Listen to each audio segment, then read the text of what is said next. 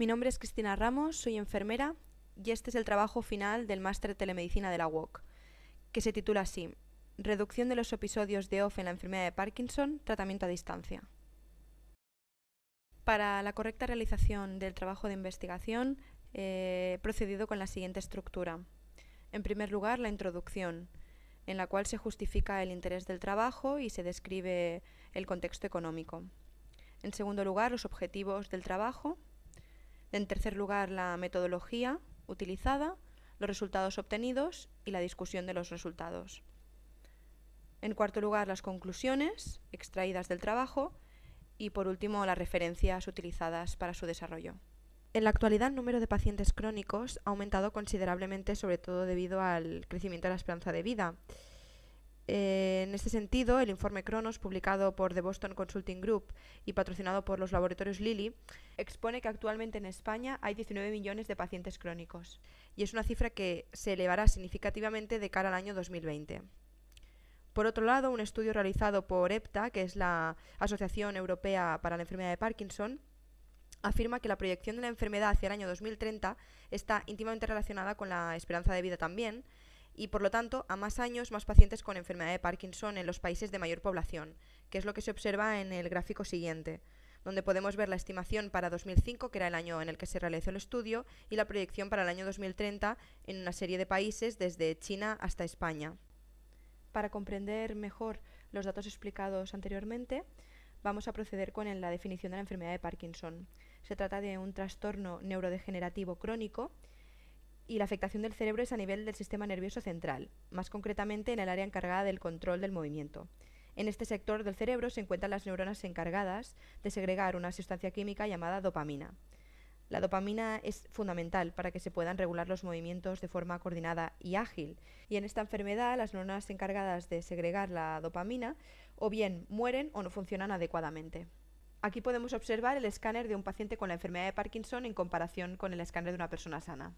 Los síntomas motores principales de la enfermedad de Parkinson son los siguientes: los temblores, que pueden ser en las extremidades, tanto lentos como rítmicos, y que habitualmente aparecen cuando el paciente está en reposo; la rigidez muscular; la bradicinesia, que es una disminución de la velocidad del movimiento; déficit en el equilibrio, que también puede producirse una alteración de los reflejos; el bloqueo de la marcha; la discinesia, que son movimientos involuntarios y que habitualmente se producen tras un largo periodo con tratamiento con levodopa; y los episodios on-off, que son los que trataremos en el trabajo, que son un patrón de situaciones en función de los síntomas y que aparecen también tras el tratamiento continuado con levodopa.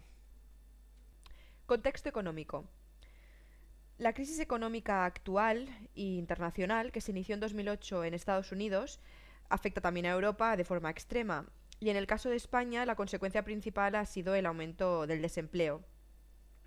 El impacto económico europeo va aumentando y se estimaba en el documento del consenso de noviembre de 2011 que publicó EPTA, se estimaba que en el caso de la enfermedad de Parkinson el coste anual para el sistema de salud europeo sería de 13,9 billones de euros. En este mismo consenso, que estaba dirigido a establecer las estrategias a seguir en el futuro para un manejo correcto de la enfermedad de Parkinson, también se describía un modelo de gestión óptimo que mejoraría la calidad del cuidado en Europa, sobre todo teniendo en cuenta la relación coste-beneficio. En el mismo artículo también se detalla que la enfermedad de Parkinson afectaba en 2011 a más de 1,2 millones de personas en Europa, colocándose así en el segundo puesto de enfermedad neurodegenerativa más común después de Alzheimer. Un informe de FEN, que es la Fundación Española de Enfermedades Neurológicas, explica que hay diferentes estudios realizados en España, como son los de incidencia y los de prevalencia de la enfermedad de Parkinson, y estos estudios lo que pretenden es planificar recursos y permiten conocer la historia y el desarrollo de esta patología, así como los factores ambientales predominantes, etc. Por otro lado, aunque no están muy actualizados porque la mayoría son en el pasado, muestran la evolución de la epidemiología de la enfermedad en el tiempo y se puede observar que la prevalencia va en aumento. Dicho informe también hace referencia concretamente al impacto económico de la enfermedad de Parkinson en España y lo divide en dos grupos: los gastos directos, que serían los que genera la asistencia médica a estos pacientes y el tratamiento farmacológico, y los gastos indirectos, que son los relacionados con la disminución de la productividad laboral por la jubilación anticipada tanto de pacientes como de los cuidadores de los mismos. El informe muestra un estudio transversal realizado en 2004 con una muestra de 82 pacientes. Los gastos directos eran principalmente por el tratamiento farmacológico y suponían entre 405,7 y 669 euros por paciente anuales. Respecto a los gastos indirectos, la jubilación precoz supuso un coste de entre 6.691 y 16.283 euros por persona en los 3 meses previos al inicio del estudio. En la declaración consensuada de EPTA también se incluyen los proyectos de telemedicina, como son los requisitos y beneficios que pueden aportar dentro del nuevo modelo de gestión que se contempla.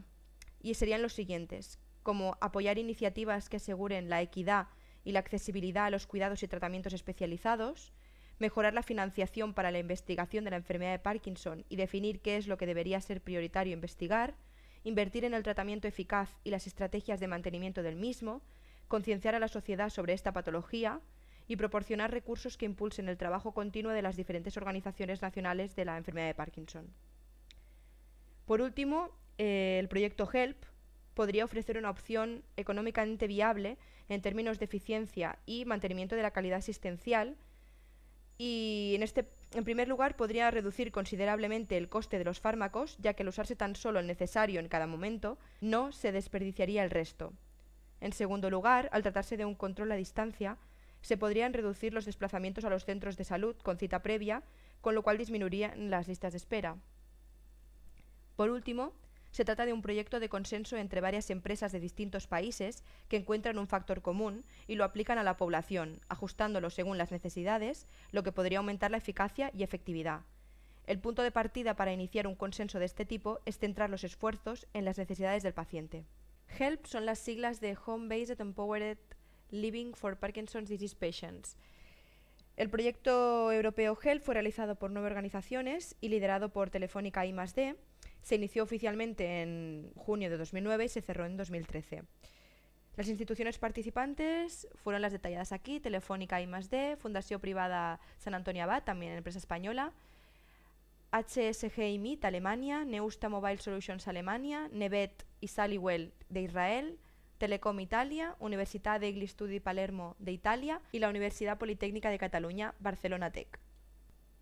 El objetivo del proyecto HELP era demostrar que era posible, a través del uso de un acelerómetro incorporado en un dispositivo, en este caso un sensor inercial que se colocaba en el cinturón del paciente, captar los datos de un paciente y enviar los síntomas a través de un servidor para poder comprobarlos un médico a distancia. HELP fue un proyecto de investigación y no tenía por objetivo su implantación, tan solo demostrar este hecho. La tecnología utilizada en HELP constaba de un sensor inercial corporal encargado de captar los movimientos del paciente y registrar si se producía alguna anomalía en la marcha. El teléfono móvil del paciente, a través de una aplicación diseñada para smartphones, registraba en el sistema el cambio de los síntomas y mandaba la información al servidor. El programa web, que se trataba de una plataforma que recibe la información de los cambios producidos en los pacientes, como las constantes vitales y las anomalías producidas en el movimiento, y el sistema estaba supervisado por los médicos. Por último, la bomba de infusión subcutánea, encargada de administrar la medicación en la dosis que le indica el sistema, en este caso controlado por los médicos desde la plataforma web. La apomorfina es un derivado de la morfina, utilizado en la enfermedad de Parkinson, concretamente en los episodios de OFF, que es en lo que se produce la reaparición de los síntomas. En la imagen siguiente podemos observar el circuito utilizado. El siguiente apartado son los objetivos. Uno de los síntomas que causa más dependencia a los pacientes con Parkinson es el cambio entre el estadio on y el estadio off en el que reaparecen los síntomas. La dependencia viene dada por el hecho de que no se puede prever y por lo tanto aparece de forma inesperada e intermitente en el tiempo, precisando de este modo una supervisión continua por parte de alguien del entorno. Por este motivo se ha decidido dirigir la investigación del trabajo hacia descubrir si existe la posibilidad de reducir estos episodios de OFF en los pacientes con la enfermedad de Parkinson a través del uso de un proyecto de telemedicina como HELP. El objeto de este trabajo sería responder a las siguientes preguntas de investigación. Como pregunta principal sería si es posible reducir los episodios de OFF en los pacientes con Parkinson a través de un proyecto como HELP. Y como preguntas secundarias tendríamos: ¿durante cuánto tiempo tuvieron que usar los pacientes el sistema proporcionado por HELP para que se iniciara la disminución de los episodios en OFF? ¿Qué limitaciones aparecieron durante el uso del sistema en la prueba piloto? Y por último, ¿cuál es la expectativa de futuro para el proyecto HELP, ya que al tratarse de un proyecto de investigación no se implantó? El siguiente apartado es la metodología. En primer lugar, se revisó la literatura disponible sobre el proyecto HELP, tanto en las webs oficiales del proyecto y de las instituciones participantes, así como en la base de datos PubMed. Al no encontrar referencias exactas sobre los resultados de la prueba piloto, se decidió contactar con una de las instituciones participantes, en este caso, por proximidad, la Fundació Sant Antoni Abat. Para la obtención de resultados se realizó una entrevista semiestructurada al doctor Rodríguez, geriatra de la Fundació e investigador del proyecto HELP. El doctor Rodríguez aparecía como representante en las diferentes publicaciones y había sido uno de los interlocutores con el resto de instituciones participantes del proyecto HELP. Se diseñaron una serie de preguntas de cuyas respuestas se podían extraer la perspectiva, la opinión y los puntos claves de la prueba piloto realizada en España. Por otro lado, durante la recogida de la información se fueron reestructurando las preguntas para obtener los datos necesarios. Durante la entrevista, antes de proceder a la grabación de las preguntas, el doctor Rodríguez dio su visión global de la enfermedad de Parkinson y del proyecto HELP, además de mostrar una presentación que había realizado para la última conferencia en el Consorcio Sanitario del Garraf. Los resultados del trabajo. En primer lugar, el guión de la entrevista realizada. En el recuadro podemos observar las preguntas. Pregunta número 1. ¿Cuál es su visión sobre el concepto de telemedicina? Pregunta número 2. ¿Por qué decidieron realizar un proyecto basado en la enfermedad de Parkinson? Pregunta número 3. ¿Cuáles fueron los objetivos iniciales para HELP? Pregunta número 4. ¿En qué fase se encuentra actualmente el proyecto? Pregunta número 5. ¿Cuáles son las expectativas de futuro para los proyectos que tienen en marcha? Y pregunta número 6. ¿Qué recomendaciones daría a los profesionales que se decidan a desarrollar una experiencia de telemedicina? El apartado siguiente hace referencia a la reducción de los episodios on-off como respuesta a la pregunta de investigación principal. Hay que tener en cuenta que actualmente los investigadores del proyecto HELP se encuentran en la fase de publicación oficial de los resultados del proyecto, tal y como nos constató el doctor Rodríguez durante la entrevista. La siguiente tabla muestra los resultados obtenidos por el proyecto HELP no publicados. Para la prueba piloto se colocó el sensor inercial en el cinturón de los pacientes y una bomba subcutánea de apomorfina. En esta tabla se observa la reducción estadísticamente significativa tras la aplicación del tratamiento subcutáneo en el momento en que se produce la reaparición de los síntomas, es decir, en tiempo real. En el caso del paciente número 2, aunque aumentaron los episodios en off, también lo hicieron los episodios en on. Esto se debe a la dificultad para registrar los resultados en este paciente, que ante la aparición de los síntomas directamente se administraba la medicación de rescate por sí mismo. Estos resultados hacen referencia a la prueba piloto, ya que al tratarse de un proyecto de investigación, el objetivo no era la implantación. Según nos comentó el doctor Rodríguez, HELP es una prueba de concepto, y la implantación nunca fue el objetivo del proyecto. La prueba piloto en España duró 6 días y en este espacio de tiempo ya se observó la reducción de los episodios en off, tal y como se mostraba en la tabla anterior. Hubo 6 pacientes y tuvieron 6 días su bomba de apomorfina que tenían previamente normal y 6 días con nuestra bomba que un médico podía cambiar la dosis por control remoto, según nos comentó el doctor Rodríguez. Las limitaciones del proyecto durante la prueba piloto fueron las siguientes. A uno de los pacientes se le rompió el sensor, otros 2 pacientes no disponían de la cobertura móvil suficiente y uno de los pacientes se administraba la medicación de rescate independientemente del uso del sistema HELP. Por último, por motivos de seguridad, ignoraron lo que decían los sensores y fue el control de un médico, por llamada telefónica, quien decidía qué dosis nueva necesitaba la bomba. Expectativas de futuro para el proyecto HELP. En primer lugar, a través de los otros proyectos que tienen activos, aumentar mucho la inteligencia del sensor. Por otro lado, el futuro sería comercial, nos comenta. Si publicamos que el sensor funciona suficientemente bien, supongo que habrá el interés de empresas en hacer una especie de holter de Parkinson, o incluso empresas que fabrican bombas de infusión de fármacos quizás tengan interés en incluir esta tecnología dentro de sus bombas para realizar ajustes en tiempo real. Por último, afirma, esto es el futuro esperado, la parte científica va por otro lado. A continuación, el apartado de discusión. Las respuestas obtenidas durante la entrevista realizada al Dr. Rodríguez y la tabla informativa que nos proporcionó ponen de manifiesto que tras el uso del sistema HELP se reducen significativamente los episodios de OFF en los pacientes con la enfermedad de Parkinson. En los 6 días que duró la prueba piloto, ya se pudieron observar resultados en el tanto por cien de episodios en OFF, aunque en el caso del paciente que se administraba la medicación de rescate, sin seguir las pautas de los dispositivos, el valor más fiable con respecto a eficacia era el de disminución de las inyecciones de rescate, autoadministradas durante el periodo de dosis variable, controlada por los médicos del proyecto. Actualmente el proyecto HELP se encuentra en la fase de publicación oficial de los resultados, como hemos comentado en el apartado anterior. Los que ha compartido el Dr. Rodríguez son preliminares y no están publicados. Hasta la fecha, los estudios realizados sobre este proyecto son escasos. Los existentes son artículos de los medios de comunicación que hacen difusión de algunos de los datos obtenidos, pero de forma inespecífica. Algunos de los artículos que han sido consultados, en ellos se observan discrepancias en cuanto al tamaño de la muestra de los pacientes de la prueba piloto. En este caso, se sigue teniendo en cuenta tan solo la muestra inicial de los 6 pacientes, sin tener en cuenta las limitaciones o barreras que fueron apareciendo durante el desarrollo de la misma. En este caso, finalmente, la muestra tan solo constó de 3 pacientes.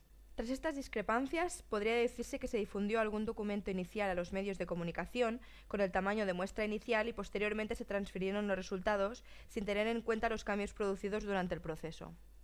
En el caso de las barreras o limitaciones encontradas durante el desarrollo de la prueba piloto, las podríamos clasificar en los siguientes apartados. Las barreras tecnológicas, como la rotura del sensor a uno de los pacientes o la falta de cobertura móvil en los 2 casos restantes, que imposibilitaron el funcionamiento del circuito completo y, por lo tanto, del desarrollo del proyecto en sí. En segundo lugar, las barreras humanas, que hacen referencia al paciente que no seguía las instrucciones del sistema y seguía procediendo de forma habitual administrándose él mismo la medicación de rescate en el momento de aparición de los síntomas, es decir, del estadio en OFF. Por último, las barreras legales, en el caso de los motivos de seguridad, tanto del paciente como respecto a las leyes estipuladas, que ocasionaron la necesidad de realizar llamada telefónica de comprobación en cuanto al sistema avisaba del cambio de los estados a OFF, para que el médico pudiera ajustar la dosis del tratamiento. En referencia a las expectativas de futuro del proyecto HELP, se expresó, por un lado, el deseo de vender el sensor y los ajustes realizados a la bomba de infusión subcutánea de manera que las empresas que la desarrollan pudieran incorporarlo en su producción, y por otra parte, el Dr. Rodríguez respondió que en el caso de la parte científica del proyecto iba por otro lado. En este sentido, se puede extraer que aunque el deseo de futuro es de cariz comercial, los resultados que se obtengan tras la recopilación de todos los datos y su posterior publicación puede que definan también el camino a seguir. Cabe señalar como limitaciones principales del estudio las derivadas de la no publicación oficial de resultados y las inherentes al tipo de metodología utilizada. Al no disponer de trabajos científicos previos, se procedió a la entrevista y durante la misma se tuvieron que ir ajustando las preguntas y la recogida de datos. La localización del resto de agentes en otras partes de Europa no permitió un intercambio de este tipo, aunque podría haber aportado otra perspectiva quizás con respecto a las perspectivas de futuro. El estado del proyecto también influyó en la búsqueda de información, ya que al tratarse de un proyecto terminado, en el caso de la plataforma web utilizada por el médico, se hallaba cerrada de modo que no se pudieron obtener capturas de pantalla ni ningún tipo de interacción con la misma. Sin embargo, la colaboración y el interés tanto del Dr. Rodríguez como del Departamento de Investigación de la Fundación San Antonio Abad permitió concertar las entrevistas y solicitar la información necesaria. Conclusiones. Necesitamos más personas que hablen en público sobre la enfermedad de Parkinson. La concienciación es nuestra arma más poderosa, pero para ello hace falta recibir una financiación con un perfil prominente. Karin Willems, directora de Parkinson Association, Sudáfrica. El contexto socioeconómico supone una barrera importante para los proyectos de telemedicina, ya que tal y como explica la directora de la Asociación Sudafricana del Parkinson, Karin Willems, para concienciar a la población debemos hacer difusión y para ello se necesita una financiación importante. Actualmente la crisis mundial, de la que parece todavía no nos recuperamos, causa dificultades a la investigación, ya que por un lado supone menos financiación para los proyectos y por otro lado un sector de la población no está dispuesto a que el poco dinero que tienen se invierta en investigar, ya que tienen otro tipo de necesidades más prioritarias. El dispositivo HELP podría suponer un cambio muy importante para los pacientes con enfermedad de Parkinson al no tratarse de una medida invasiva y en cambio suponer una mejora a corto y a largo plazo en un síntoma tan severo como son los episodios de on y off. Aunque se trata de resultados preliminares y actualmente se encuentran en fase de publicación oficial, se debe destacar el hecho de que, aunque tratándose de un proyecto base elemental, en cuanto al tamaño de la muestra y la duración de la prueba piloto, haya tenido una repercusión mediática tan significativa, además de los premios recibidos por el trabajo realizado. Aunque la implantación no era el objetivo principal del proyecto, sí que como expectativas de cara al futuro está la venta del dispositivo que están mejorando. En este aspecto podemos extraer que aunque se trate de un proyecto de investigación, intenta sacar provecho de lo que se ha obtenido de manera que sea realmente útil para el paciente, de forma directa, como la aplicación del dispositivo en la vida diaria, e indirecta, como el registro para la base de datos y los beneficios que a posteriori pueda suponer para la investigación. En este caso, la telemedicina debería ir en la dirección de cubrir una demanda médica, sin elevar el coste del servicio, sino lo contrario, aunque en un primer momento se pueda tratar de proyectos con un coste elevado. Su uso a largo plazo debería suponer la disminución del gasto sanitario. Por último, tan solo resumir en una frase las bases que debería tener un proyecto de telemedicina. Debería ser un proyecto con objetivos realistas, basándose en la demanda de los pacientes, en el trabajo en equipo y con expectativas de futuro.